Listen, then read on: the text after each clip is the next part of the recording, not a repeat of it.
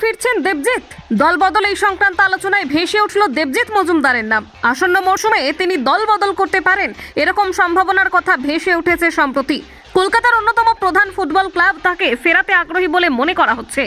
চলতি Indian super লিগে নতুন করে খবরের শিরোনামে উঠে এসেছিলেন দেবজিৎ মজুমদার।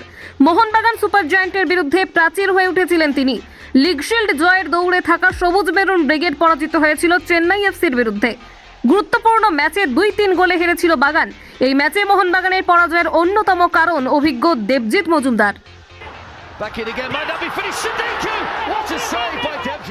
চেন্নাই এফসির বিরুদ্ধে অনায়াসেই জিততে পারত মোহনবাগান সুপার জায়ান্ট, কিন্তু বাধা হয়ে দাঁড়িয়েছিলেন মোহনবাগানের প্রাক্তন এই গোলরক্ষক।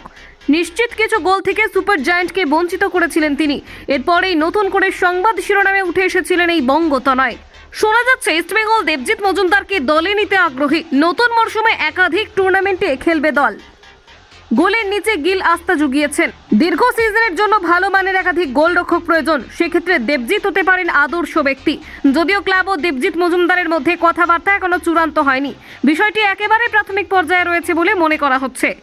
কলকাতা 24/7.in